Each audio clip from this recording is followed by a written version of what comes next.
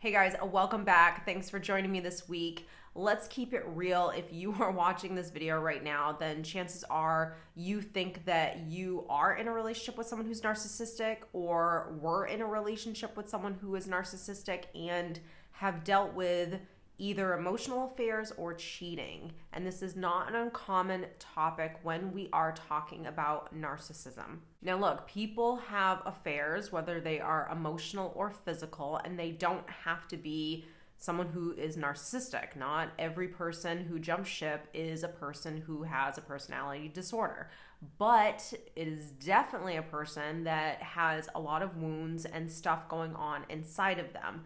The likelihood of them having narcissistic traits is very high. But again, they don't have to be a person legit with NPD. Look, it is not good to be in a relationship with someone who you think might be having an emotional affair. It's even worse if you have actually gone through the process of someone having an emotional affair and maybe even a physical affair, and now you have to deal with the aftermath of how you feel and what you're going to have to go through in order to heal. Now let's understand emotional affairs a little bit better. An emotional affair is when you are eager to see someone else other than your partner. It is a relationship that you are giving into and feeding and nurturing more than the relationship that you should be feeding and nurturing, which is your own. Maybe you are more kind with the person you're having an affair with. Maybe you're more sweet and attentive and patient, like we all are in the beginning phases of any relationship, because there is no relationship yet. There's no baggage. There's no resent. There's no hurt feelings. You haven't really been exposed to each other's wounds. And so everything is new and fresh, and a lot of times that is why people are able to show up and be their best self, because it's not a person that you have really or have had a relationship with. So there's nothing there that's going to interfere with me giving you the kind, the patience, the courtesy, the compassion that I once gave my current partner. A big part of affairs is the projection. So the projection happens because I'm not getting what I want out of my current relationship. Now, there's two things that have to happen when a person is not getting what they want out of their current relationship. Obviously, they need to work on themselves, not just work on picking apart the other person. Most people don't sign up for that. Most people aren't enrolling in those courses where they're saying, hey, let me actually look at myself. Let me see, like, what am I doing that's causing me to not feed into my relationship? How am I not showing up for my partner, my current partner, as my best self? How am I not being kind and compassionate and empathetic to this person? How am I not listening to them? How can I work on myself? How can that person work on themselves so we can have the best relationship? What ends up happening is we just look at the other person and all the things that they're not able to give and just immediately pick them apart and say, I'm not happy because you can't change. Now, don't get me wrong, there are some relationships where two people shouldn't be together, where maybe one person is really working on themselves and evolving and trying to get healthy and trying to just work on themselves, and it's not being reciprocated. Obviously, if one person is working on themselves and the other person isn't, then yes, the relationship isn't going to work, and that's probably a relationship that you shouldn't be in. I do, however, find that when emotional affairs come into play, you are dealing with a person who is not sitting there saying, I have fully worked on myself. I am the healthiest I can possibly be. I feel really great in my life. And this relationship isn't able to provide me what I need because the other person also isn't doing any of the work. We're just not on the same pages.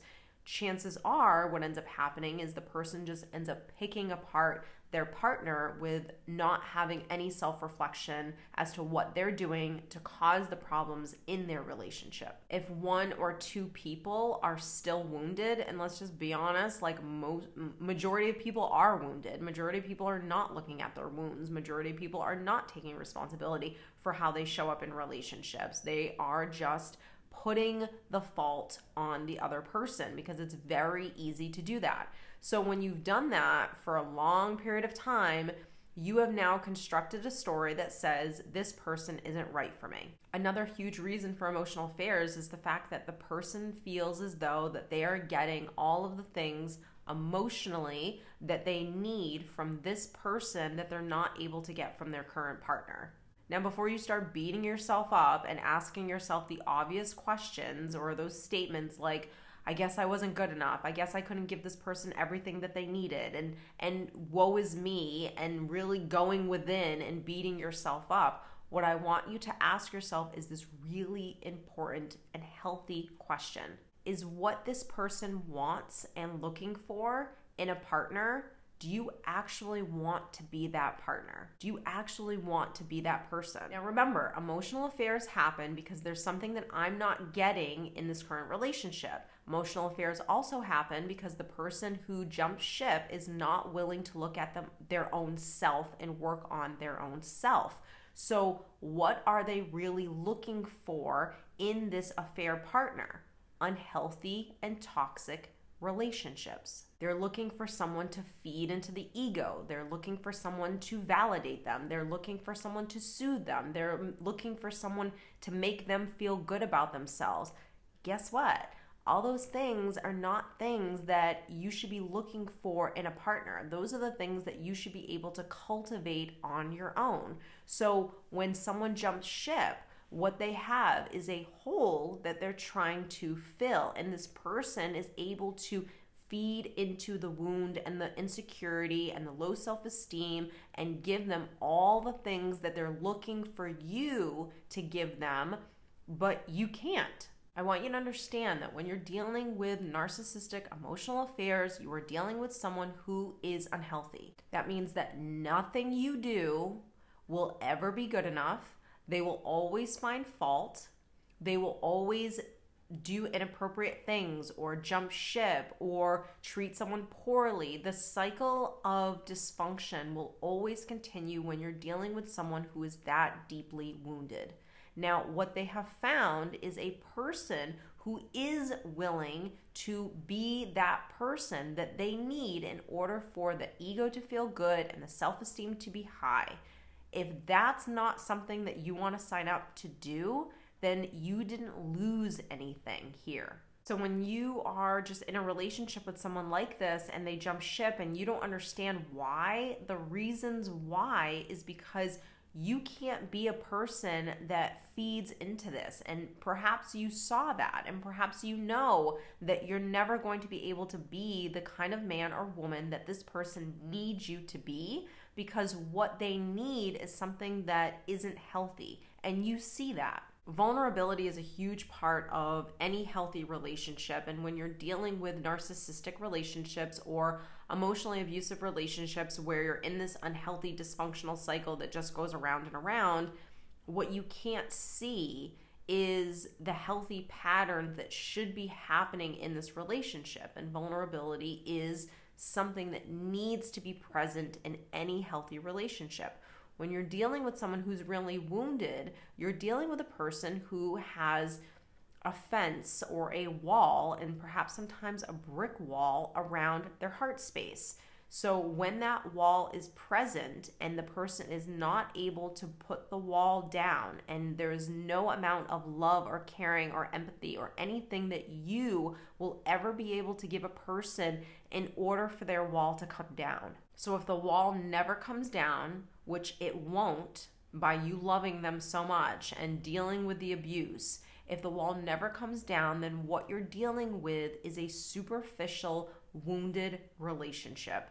And that's the person that they're looking to meet. Emotional affairs, regardless if they've actually happened and you've lived through them, or even the physical affair, or if you think you are in a relationship with someone who might be having one, it is not an easy thing to go through. I hope that this video has given you some comfort to know that this is not your fault, that it had absolutely nothing to do with you, and that what you're dealing with is a person who is so deeply wounded that just feels the need to constantly be searching for things outside of themselves in order for them to feel good inside.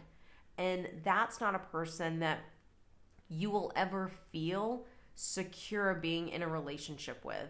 You will never have the relationship that you would like to have. You will never feel the sense of love and vulnerability and connectiveness and friendship and trust that you really do desire in a relationship.